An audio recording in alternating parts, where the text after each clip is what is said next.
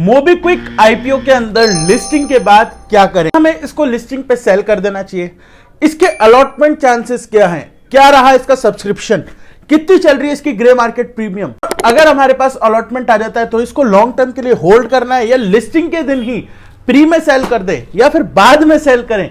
ऐसे बहुत सारे सवालों के जवाब आपको इस वीडियो के अंदर मिलने वाले हैं। आपको क्या करना है? व्हाट्सएप और टेलीग्राम को ज्वाइन करना है, इस चैनल को सब्सक्राइब करना है। अब आप पूछेंगे क्यों?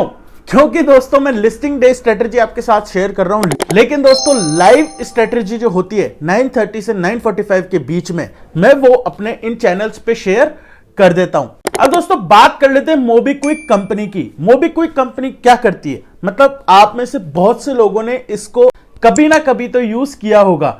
तो उसके अंदर आप क्या करते हो? रिचार्ज करते हो, यूपीआई पेमेंट करते हो। अब इसके अंदर नया फीचर आ चुका है जिससे आप अपने लोन्स वगैरह ले सकते हो, या फिर मैं कहूं पे लेटर सर्विसेज ले सकते हो, या फिर आप स्मॉल लोन्स जो होते हैं वो ले सकते हो। तो बस सीधी सीधी भाषा में ये कंपनी का काम इतना सा है, जो जितने भी ये एप्स हैं, फोन पे हो गया, पेटीएम हो गया, क्रेड हो गया, इस टाइप के जो एप्स होते हैं मोस्टली इन्हीं चीजों से अपना रेवेन्यू कमाते हैं और इन्हीं से उनका प्रॉफिट बनता है। तो क्या कंपनी का सच में प्रॉफिट बन रहा है? तो ये अपन को देखना पड़ेगा फाइनेंशियल्स। दोस्तों रेवेन्यू जो है ना 30 से 40% से कंसिस्टेंटली ग्रो कर रहा है, लेकिन कंपनी फाइनली प्रॉफिट में आई थी लास्ट ईयर जब उसने 14 करोड़ का प्रॉफिट किया था। लेकिन वापस से इस साल जो है थोड़ी बहुत मेरे हिसाब से आरबीआई की जो कर्ब्स है उसके कारण या फिर किसी और चीज के कारण इनका वापस से लॉस जो है वो आ चुका है। तो क्या आने वाले टाइम में प्रॉफिटेबल हो सकती है? दोस्तों कंपनी के प्रोस्पेक्ट को देखते हुए और जितना क्यूआईबी का इंटरेस्ट लग रहा है तो मुझे लग रहा है कि मतलब कंपनी प्रॉफिटेबल नहीं, मोस्ट प्रॉफिटेबल हो गया ही।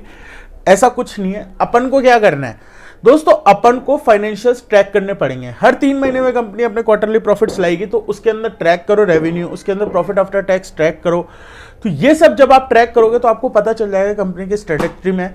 तो ये एक ब्रीफ इंट्रोडक्शन है जिससे कि आपको पता चले आप किस चीज में जा रहे हो। अब बात कर लेते हैं आईपीओ की लिस्टिंग डे स्ट्रेटेजी की। इससे पहले मैं आपको बता दूं मैंने विशाल मेगा मार्ट की लिस्टिंग डे स्ट्रेटेजी वीडियो बना रखी है। आप बोलोगे यार लिस्टिंग डे स्ट्रेटेजी वीडियो क्यों इतनी इंपॉर्टेंट है? मैं इसलिए बोल रहा हूं क्योंकि मेरी आईपीओ रिव्यू से ज्यादा वो वाली वीडियोस चलती हैं, क्योंकि आप चाहे एनवायरो इंफ्रा ले लो, चाहे प्रीमियर एनर्जीज ले लो, चाहे वारी एनर्जीज ले लो, इन सब के अंदर मैंने आपको कहा था होल्ड करके रखना। एक बेसिक जो बंदा होता है वो हमेशा ये कहता है कि चलो ठीक है लिस्टिंग पे प्रॉफिट बुक करो निकलो, लेकिन मैं पिक करके जो अच्छी कंपनीज होती है उनको होल्ड भी करने को बोलता हूं। तो अब आपको क्या करना है? आपको व्हाट्सएप टेलीग्राम ज्वाइन करके रखना है, चैनल को सब्सक्राइब कर लेना है। मैं नहीं कह रहा आप मेरी आईपीओ रिव्यू वीडियोस देखो, वो मोस्टली जो आपको बताएंगे ना सब वो ही होगा यार। मतलब जीएमपी चल रहा है, क्यूआईबी सब्सक्रिप्शन आ गया तो आप जज कर ही लोगे, लेकिन किस कंपनी को होल्ड करना है? ब्लैकबक यानी कि जिंका लॉजिस्टिक्स, जब सब इसको कह रहे थे कि भाई अवॉइड करो आईपीओ, सब्सक्रिप्शन कम है, मार्केट ये है वो है, तब मैंने कहा था कि मुझे प्रोस्पेक्ट्स नजर आ रहे हैं। कंपनी एक मोनोपोलिस्टिक सेक्टर में उसमें बहुत अच्छा कर रही है, 1 मिलियन से ज्यादा यूजर बेस है और उस बेसिस पे मैंने होल्ड करने को कहा था और 1 महीने में वो शेयर 60% से ऊपर भाग चुका है। क्या ये हर बार होगा कि मैं कोई शेयर कहूंगा और वो हर बार भाग जाएगा? ऐसा बिल्कुल नहीं होने वाला। लेकिन मैं आपको बता रहा हूं कि मैं अपना एनालिसिस किस तरीके से प्रेजेंट करता हूं और कहीं ना कहीं मुझे लगता है कि वो मेरी एक जो होती है ना, हर इंसान को पता होती है मेरी अच्छी चीज क्या है, तो वो मेरी एक अच्छी चीज है। तो इस वजह से मेरी लिस्टिंग डे स्ट्रेटेजी वीडियो ज्यादा इंपॉर्टेंट हो जाती है। अब बात कर लेते हैं मोबीक्विक की। दोस्तों मोबीक्विक ऐसी कंपनी है जो अगर मेरे को लॉन्ग टर्म के लिए कोई पूछेगा तो मैं उसको सीधे सीधे बोलूंगा नहीं, अभी तक मैं इसको लॉन्ग टर्म की कैटेगरी में नहीं डालूंगा। अगर विशाल मेगा मार्ट है तो मैंने उस वीडियो के अंदर बताया भी है कि उसके अंदर मैं लॉन्ग टर्म में होल्ड कर सकता हूं प्रोवाइडेड। अब वो प्रोवाइडेड क्या है, वो थोड़ा सा बड़ा है तो वो आप वीडियो जाके देख सकते हो।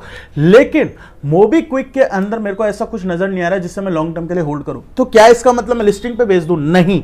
यही मैं आपको कह रहा हूं, जब भी बात आईपीओ इन्वेस्टिंग आती है ना, आईपीओ मतलब ये नहीं होता कंपनी आई और फिर वो चल गई। अब आप सोचो कोई कंपनी आई, आईपीओ लाई, 50% पे अगर वो लिस्ट होती है, 40, 50, 60% पे, और फिर उसका शेयर 30 से 40% एक महीने में ही क्रैश कर जाता है, तो वो एक नेगेटिव पीआर भी बहुत ज्यादा बनाता है। तो आपको क्या करना है? आपको ये करना है, अगर आप एक आईपीओ इन्वेस्टर हो तो 5 से 10% इस कंपनी में 10% का स्टॉप लॉस रखो। जो भी प्राइस पर लिस्ट होगी उससे 10% का स्टॉप लॉस रख के इसको ट्रेल करो।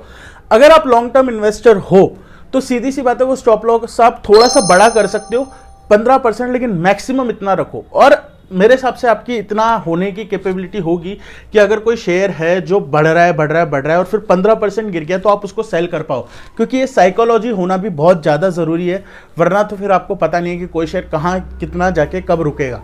तो तो इसलिए मेरे हिसाब से तो कोई नहीं है।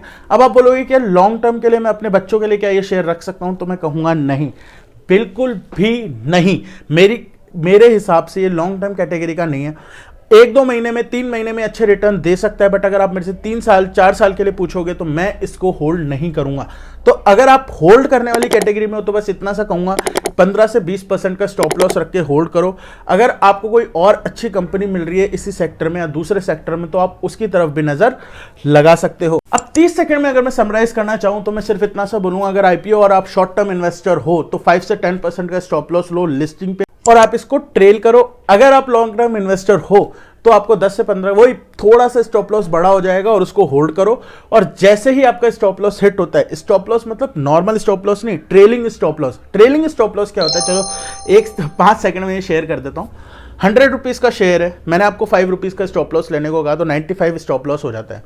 100 से वो सपोज 120 जाता है तो 120 पे उसका 5% कितना हुआ, थोड़ा कॉम्प्लेक्स नहीं करता, चलो 5 की जगह आप 10 रुपीज ले लो। फिर 120 से आपका स्टॉप लॉस शिफ्ट हो जाएगा 110 पे, वो 130 पे जाता है, आपका स्टॉप लॉस शिफ्ट हो जाएगा 120 पे।